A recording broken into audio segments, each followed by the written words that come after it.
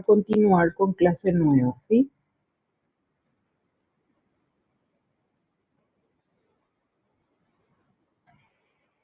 ¿Tienen alguna consulta sobre sus temas de investigación mientras se van uniendo sus compañeros?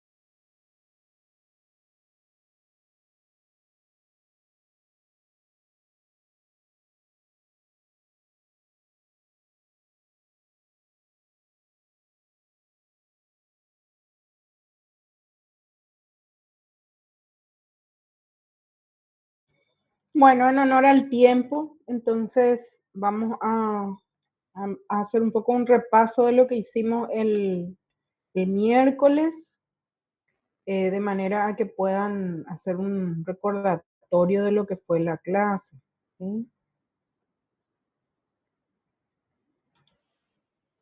A ver, aquí está.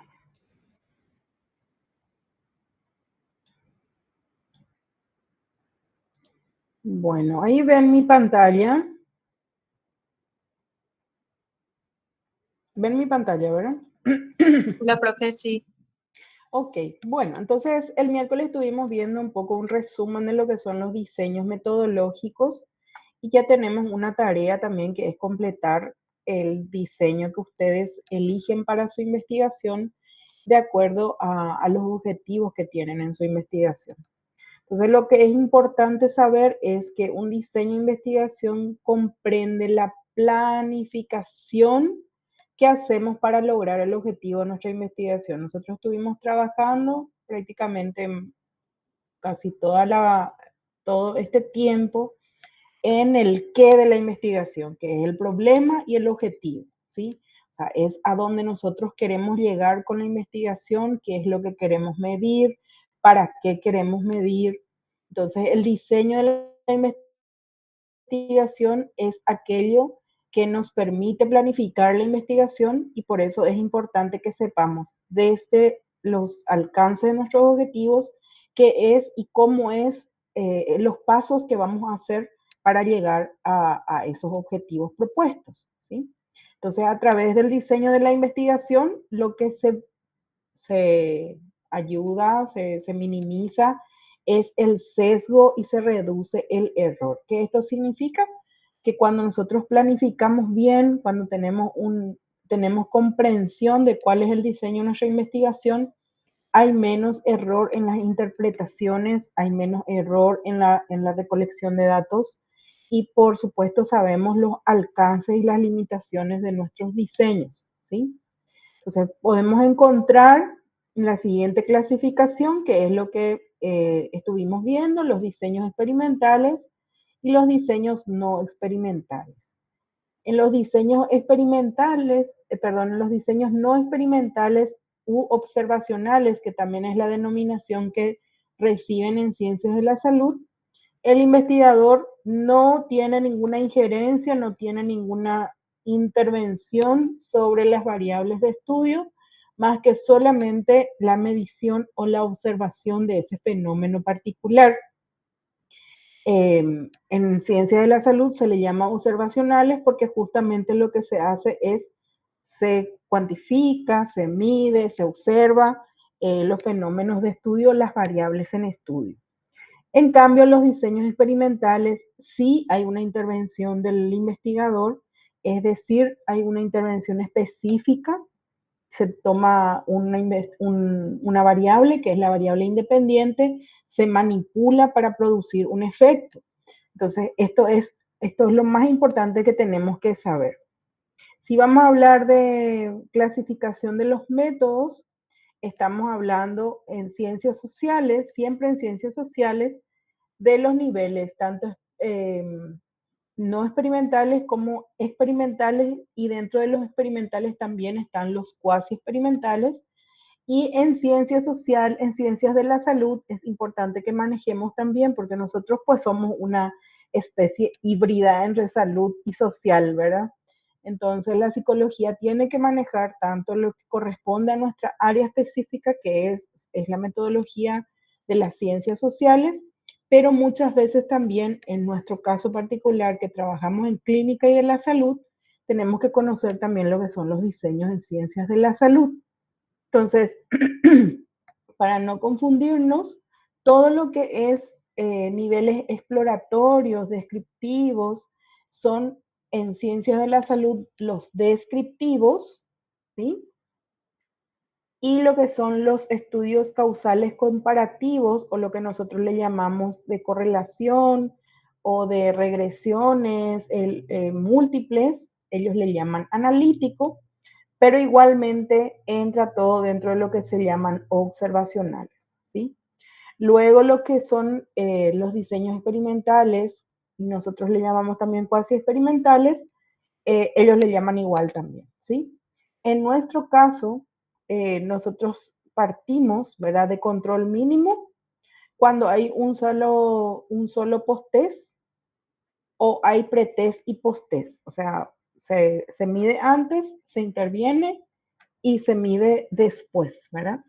Cuando solamente se mide después de la intervención, hay un control mínimo de las variables extrañas, ¿sí? ¿Alguien levantó la mano? Porque yo no les veo, ¿no? Acá tengo un mensaje. No está corriendo tu presentación, profe. ¿Y ahora en qué está? ¿En qué parte está? ¿Qué están viendo? Las 6. Sí, en las 6 estamos. En esa luego estamos. Ok. Ahí se ve clasificación de los métodos. ¿Sí?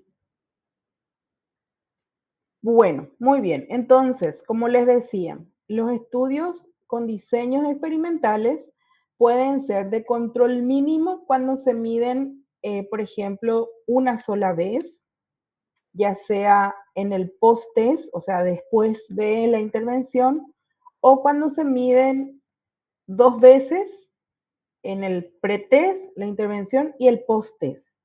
¿Sí? En estos puede haber un control de las variables extrañas, pero es difícil estandarizar los resultados porque podrían haber sesgos, ¿verdad? A mayor nivel de control de las variables extrañas, se maximiza la varianza de error, perdón, se maximiza la varianza de la validez interna y se minimiza la varianza de error, ¿sí? Entonces, a mayor control, cuanto más veces se puede medir en el experimento, mayor control vamos a tener de las variables extrañas, ¿sí? Entonces, esta clasificación vendría a ser una comparación entre los estudios desde las ciencias del comportamiento y las ciencias de la salud. Son denominaciones diferentes, pero tienen la misma forma de observar, ¿verdad? En nuestro caso, por ejemplo, nosotros usamos muy poco los estudios exploratorios, a no ser que estos tipos de estudios sean, por ejemplo, de fenómenos eh, recientes o situaciones que hayan ocurrido de forma espontánea. Entonces, ahí se utilizan los diseños exploratorios. Si no, nuestro primer diseño suele ser el descriptivo por encuesta, ¿sí? O suelen ser, por ejemplo, también los que más conocemos son los estudios de correlación. Nosotros no hacemos mucha investigación histórica, aunque también hay una línea de investigación dentro de la psicología, que es el de la historia, ¿verdad?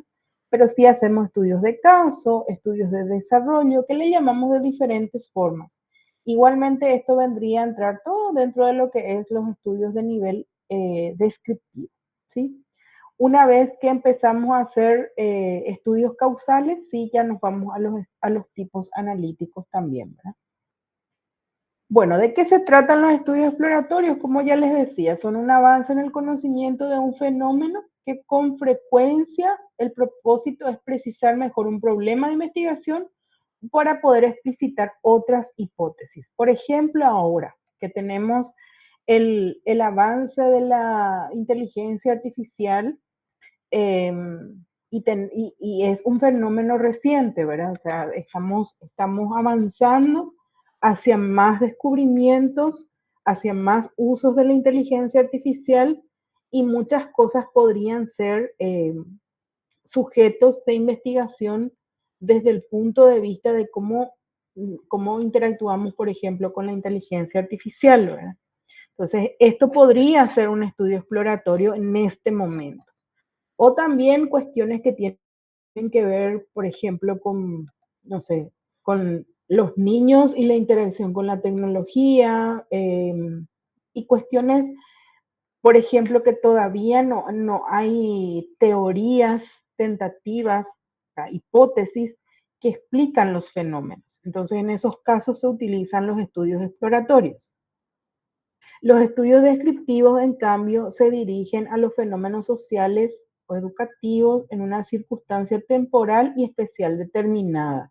Es decir, que tiene que haber una posible teoría tentativa que explique tal fenómeno y por tanto nosotros lo que hacemos es observamos en un periodo de tiempo determinado lo que ocurre en ese fenómeno, o sea, lo que ocurre en esa población, en esa muestra, qué relaciones hay entre esas variables, también puede ser, ¿verdad? Dentro de los estudios descriptivos también están las posibles comparaciones o correlaciones Y en el caso nuestro, por ejemplo, un estudio en donde se utilicen instrumentos de medición suelen ser estudios diagnósticos también. ¿Por qué? Porque describimos lo que ocurre en ese sujeto a partir de algo preestablecido, ¿verdad?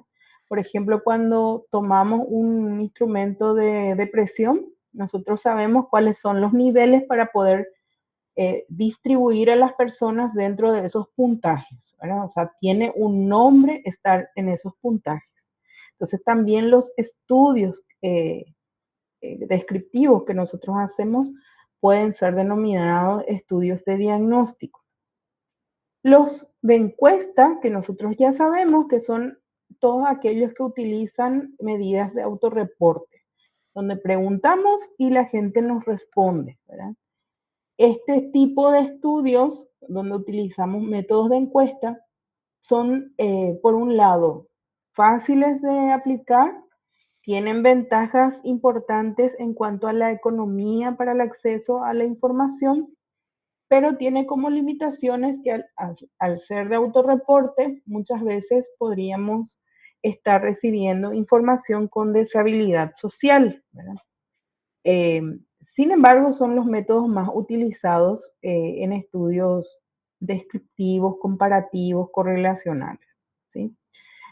Podemos llegar a más cantidad de muestras que puedan ser representativas a la población. Por ejemplo, cuando queremos conocer em, situaciones que pasaron anteriormente, no tenemos de otra más que preguntar cuáles fueron los antecedentes, por ejemplo.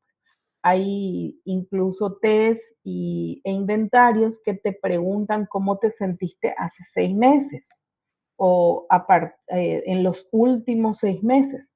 Entonces, en esos casos, por ejemplo, hablamos de estudios retrospectivos, porque lo que le pedimos a la persona es que nos reporte la información anterior, ¿sí? O, por ejemplo, cuando se recurre a los expedientes en los servicios de salud, eh, los expedientes clínicos generalmente suelen ser también retrospectivos, ¿sí? O sea, son datos que ya ocurrieron y que nosotros estamos recogiendo en este momento, ¿verdad? Los prospectivos son aquellas cosas que en salud le llaman prospectivo. Nosotros prácticamente no usamos mucho esos términos porque la mayoría de nuestros trabajos son a partir de ahora, ¿verdad? O sea, lo que queremos es mostrar la foto de este momento. Sin embargo, en salud sí, muchas se usan prospectivos porque ellos revisan datos que ya tenían con anterioridad para poder entender lo que está ocurriendo y a partir de ahí hacer nuevas hipótesis clínicas, ¿verdad? En nuestro caso, también podemos hacerlo si es que trabajamos especialmente en el sector salud o si es que queremos evaluar un evento que ya ocurrió o una situación pasada, ¿verdad? Como por ejemplo lo que les decía, para poder establecer un diagnóstico generalmente necesitamos información antecedente, ¿sí? Entonces también para tener en cuenta. Bueno, aquí están viendo este esquema sobre la encuesta descriptiva.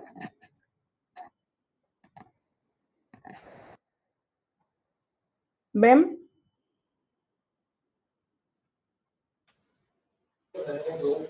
Yo no veo, profe. Es una lámina azul. No, profe, acá por lo menos en la pantalla no se ve.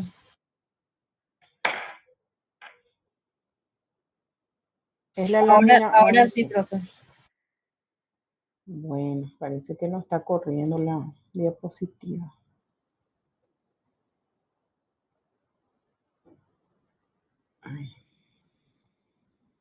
Ahí se ve la lámina azul. Sí, profe. Ok, bueno, entonces en la encuesta descriptiva, que lo que busca es describir la situación, siempre se describe en el momento presente, ¿sí? O sea, hoy. Sin embargo, esta pregunta yo puedo hacerlo sobre situaciones del pasado o sobre lo que pienso del futuro, ¿verdad? Eh, eh, y se toma una muestra pequeña de una población grande y se extrapola esa información a la población, ¿sí? O sea, hablamos de muestra, ¿verdad? En los estudios descriptivos de caso, por ejemplo, en el ámbito educacional, un caso puede ser una unidad social, que puede ser un individuo, familia, grupo, unidad educativa o una comunidad. Entonces nosotros si vamos a trabajar, por ejemplo, en un solo espacio, podemos también llamarlo estudio descriptivo de casos, ¿verdad? Supongamos un grupo de estudiantes que puntuaron alto en, no sé, en agresividad. Entonces, sobre eso se indaga profundamente en los fenómenos que constituyen el ciclo vital de dicha unidad en vista de establecer generalizaciones acerca de la población a la cual pertenece, ¿sí? Eh, Aunque los estudios por encuestas son más exhaustivos porque abarcan a más población, a veces también es importante estudiar a los casos que están expuestos, por ejemplo, a la situación y compararlos con los que no están expuestos a la situación. Es decir, por ejemplo, aquellos que fueron víctimas de bullying, ejemplo, y los que no fueron víctimas de bullying y se hace una comparación en algún fenómeno especial, por ejemplo, no sé, en la ansiedad relacionada al bullying, por ejemplo, ¿verdad? Entre víctimas y no víctimas. O entre, no sé, ahora, por ejemplo, estamos terminando una investigación que está en proceso de aceptación, que es sobre indefensión aprendida y dependencia emocional en mujeres que fueron expuestas a violencia y quienes no fueron expuestas a violencia. O sea, quienes en algún momento de su vida hayan sido víctimas de violencia en los últimos 3 años y quienes no hayan sido víctimas de violencia. Entonces lo que vimos fue si existen diferencias entre los grupos de exposición y no exposición a la violencia y los factores psicológicos de indefensión aprendida y dependencia emocional. ¿Y saben qué salió? ¿Quieren saber lo que salió? ¿Quieren saber? ¿O no quieren saber? A mí me re sorprendió. Yo creo que no están ustedes hoy, ¿eh? Sí, estamos, profe. Estamos respondiendo Bueno, nomás en el chat. Si queremos saber. bueno. Llamativamente, eh, obvio, lo que se espera estadísticamente hablando es que aquellos que hayan sido expuestos a situaciones adversas tengan más desventajas, ¿verdad? Como ser, no sé, factores psicológicos más comprometidos. Sin embargo, lo que encontramos es totalmente contrario a nuestra hipótesis de trabajo, porque encontramos que las mujeres, independientemente de su exposición a la violencia de pareja o no, presentaban mayor prevalencia de indefensión aprendida y dependencia emocional eh, sin haber sido víctimas de violencia. A mí me llamó muchísimo la atención. Y dije, ¿será que respondieron con deshabilidad social? ¿O existe otro factor que está relacionado con el tema del ciclo de mantenimiento de la violencia, ¿verdad?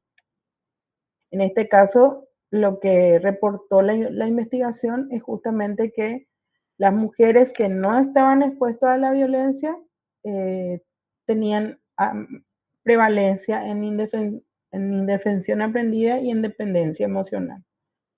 Y las que sí estuvieron expuestas a violencia tenían también altos porcentajes, porque todas tenían altos porcentajes por encima de la media, o sea, niveles altos y muy altos de dependencia emocional e indefensión aprendida, pero las que no estaban expuestas a violencia de pareja tenían más altos puntajes.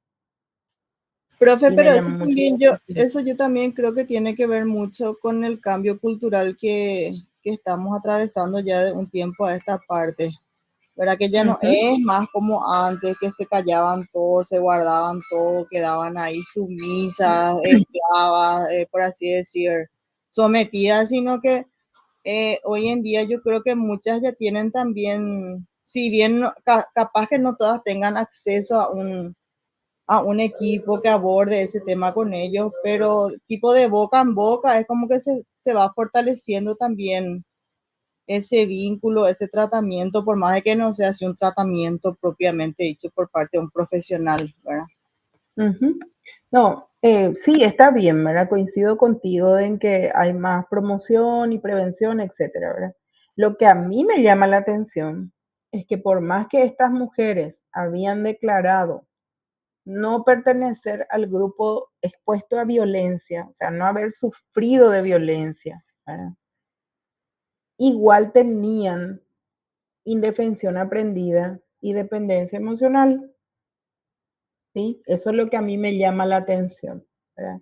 Que las características de estas mujeres jóvenes, porque eran mujeres jóvenes, ¿verdad?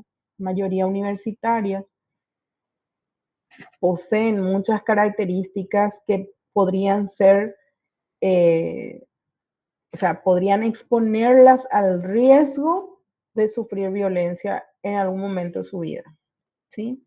Ya sea violencia de pareja, estructural o lo que sea. O sea, existe esa sensación de que en algún momento algo me va a pasar, que es la indefensión aprendida, ¿verdad? Y la dependencia emocional de que por más que soy eh, autosuficiente, por llamarlo así, igual tengo mucha dependencia emocional, ¿verdad? Eso es lo que a mí me Yo llamó la atención. entendí al revés. Montenegro al revés. Sí, porque vos dijiste indefensión y no sé qué, y ya. Sí. Indefensión aprendida. La indefensión aprendida es un constructo social que psicológico social, ¿verdad? Cognitivo, en donde yo creo que a mí me va a pasar algo y me va a pasar porque me pasó alguna vez y me va a volver a pasar, ¿sí? O porque le pasó a otra persona, entonces a mí también me va a pasar. Y bueno, y eso me hizo un ruido muy importante porque por más de que yo participante, no haya sufrido violencia de mi pareja, igual tengo en mi creencia, en mi raíz cognitiva, que es la indefensión aprendida, de que algo me puede pasar en algún momento respecto a la violencia, ¿sí? A ver. O sea que mientras yo estoy presentando no les veo ni no les puedo leer. Eso les pido que abran nomás su micrófono. ¿Qué dice? Se podría ver la relación con su situación familiar, podría existir una vinculación con la relación existente entre sus figuras parentales o algún hecho de violencia experimentado en su círculo más cercano, familiar o social. Exactamente. Probablemente sea una de las situaciones que hace que la persona, aunque no haya sufrido violencia, eh, tenga esta sensación, esta creencia de que en algún momento puede ser víctima de la violencia, ¿sí? O de que en algún momento puede pasar algo, que es la indefensión. Y respecto a la dependencia emocional, que igual tengo, o sea, tengo la creencia o está muy impregnado en mí que tengo dependencia emocional y a lo mejor puede ser que esto hace que justamente evite situaciones de pareja o lo que sea, ¿verdad? Bien, preguntamos también cuáles fueron los motivos de haber tenido rupturas con su pareja, ¿verdad?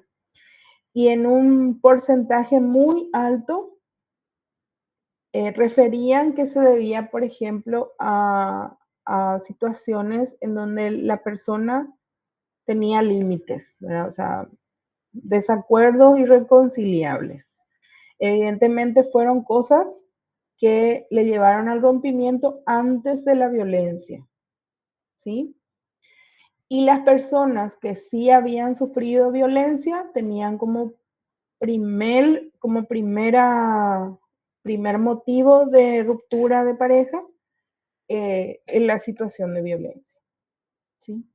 O sea que por más que hayan sufrido violencia, lo que vimos también es que, aunque no haya sido uno de los, uno de los constructos estudiados, vimos descriptivamente en estos casos que las mujeres, ¿verdad?, que sufrieron violencia terminaron la relación. O sea que existe también esa situación, ¿verdad?, que por más que no estaba en nuestro estudio, es una de las, es uno de los aportes. Bueno, tenemos muchos datos ahí que hay que cruzar todavía, pero muy interesante el hecho de las fases cognitivas que no solamente afectaban a los casos, sino también a los controles, por llamarlo así, a las personas que no estaban expuestos a la violencia, ¿sí? En el caso de la investigación descriptiva histórica, generalmente lo que se hace es un intento por establecer hechos y llegar a conclusiones sobre el pasado, especialmente relacionados al fenómeno educativo, por ejemplo, ¿verdad? Muchas veces el investigador no se propone llevar a cabo un estudio histórico, pero puede servirse de las normas críticas establecidas por los historiadores. Por ejemplo, el análisis de las normativas, por ejemplo, en el caso de violencia, ¿verdad? Una parte de nuestra investigación también puede incluir esta descripción histórica de nuestra legislación, ¿verdad? Con respecto específicamente a lo que hace a la violencia de pareja o intrafamiliar, cómo cómo se fueron dando los cambios en las legislaciones y cómo eso también impacta en la representación social que tienen las personas sobre la violencia, ¿verdad? Eh, Hace no sé cuánto tiempo, creo que fue en el 2015, más o menos 2016, habíamos hecho una investigación sobre sexismo ambivalente. Eh, Era con estudiantes. En esa ocasión, el sexismo ambivalente, que tiene dos componentes, un componente de sexismo benevolente y el otro componente que es el sexismo hostil. El sexismo hostil es lo que conocemos como machismo o el feminismo radical, ¿verdad? Y el sexismo benevolente es cuando consideramos los estereotipos de género, ¿sí? Pensamos que las personas deben cumplir con los estereotipos de género para encajar en su sexo biológico, ¿verdad? Y el sexismo ambivalente en sí es un indicador de la violencia. ¿Por qué? Porque tanto si yo creo que la persona no cumple con los estereotipos de género, está mal. Y si pienso que la persona, no sé, no merece tal situación, también es hostil, ¿verdad? Lo que encontramos es que los adolescentes en aquel momento tenían noviazgo, ¿verdad? Tenían muchas actitudes favorables hacia el sexismo benevolente, o sea, pensaban que las personas tenían que cumplir con sus roles de género, ¿verdad? O sea, con los estereotipos de género. Pero aún así, por ejemplo, condenaban las situaciones que no estaban relacionadas con el cumplimiento de esos estereotipos de género. Entonces era un indicador de violencia. Hace poco volvimos a hacer otra investigación en otro grupo de personas y encontramos muchísimas más actitudes de sexismo hostil, o sea, directo, ¿sí? En donde o sea, es más directa la agresión, ¿verdad? Entonces, son como cuántos, son 2016, creo que fue en el 2023, son menos de 10 años de la misma edad poblacional, ¿verdad?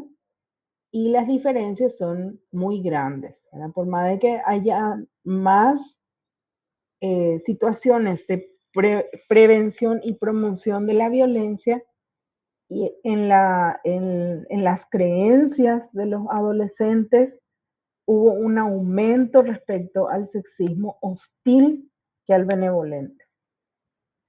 Muy interesante también, eso estuve revisando hace poco para un trabajo, cómo cambiaron las características, ¿verdad? Me gustaría volver a replicar. Bueno, entonces también nosotros podemos hacer investigación histórica de ese tipo. Tomo información anterior, comparo con información nueva y puedo establecer normas críticas, es decir, antes se veía de esta forma, después se vio de esta forma y qué es lo que yo puedo aportar hoy día, ¿sí? Desde la psicología también podemos hacer, aunque no es muy común, ¿verdad? Los que conocemos más son los estudios descriptivos correlacionales, ¿verdad? Donde se hace una correlación entre dos o más variables. Y lo que se trata de averiguar es de qué manera los cambios de una variable influyen en las otras, en los valores de la otra variable, pero sin establecer causas, ¿sí? Causas ni consecuencias. Lo que sabemos es que hay variaciones de las variables, pero no podemos saber cuál de ellas es la que genera la variación, ¿sí? O sea, no podemos llegar a conclusiones analíticas porque no tenemos la manipulación de esas variables, ¿verdad? Y por obvias razones, evidentemente, hay estudios que no se pueden hacer de manera experimental porque estarían transgrediendo, por ejemplo, a la ética. Entonces se puede llegar solamente a los estudios de correlación. Ejemplo, la relación entre la motivación laboral y la productividad de los trabajadores de una empresa, la relación entre horas de estudio y rendimiento académico. Hay algunas cosas que sí se pueden manipular, pero en el caso, por ejemplo, de situaciones que tienen que ver con variables psicológicas, no siempre, ¿verdad? Bueno, los estudios descriptivos de desarrollo se refieren a lograr información de los cambios que presentan los niños o los estudiantes dentro de diferentes edades o niveles educativos. Las variables más frecuentes que se observan son, perdón, el desarrollo físico e intelectual, los aprendizajes, aspectos emocionales, intereses y actitudes. Por ejemplo, si yo voy a medir rendimiento académico, voy a medir probablemente en 3 momentos, ¿verdad? Primera, segunda etapa y la final, ¿sí? Y sacar un promedio. Entonces, en este caso, por ejemplo, podría ser un estudio denominado estudios de desarrollo cuando conozco en una temporalidad qué es lo que ocurre en ese sujeto o en ese grupo, ¿sí? En este caso es más bien en los sujetos. Bueno,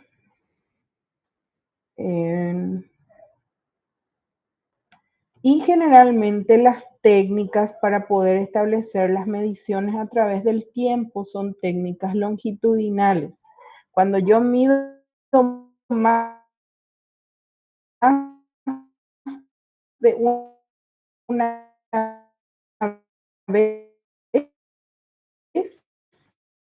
o sea, al medir 2 veces,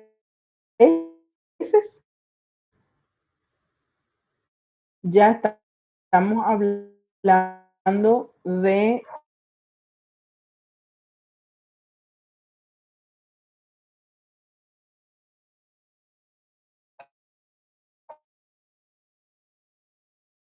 eh,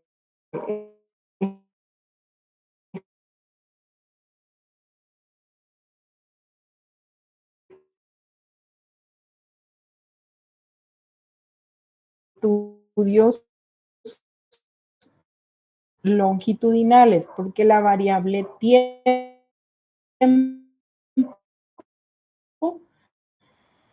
se introduce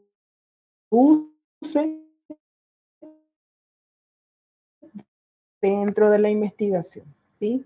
Es decir, nosotros establecemos que en un tiempo específico van a haber cambios o podrían haber cambios y por eso se hacen las mediciones 2 o Profe, ¿qué tal? más Discúlpame, veces. pero no se entiende nada de lo que estás diciendo.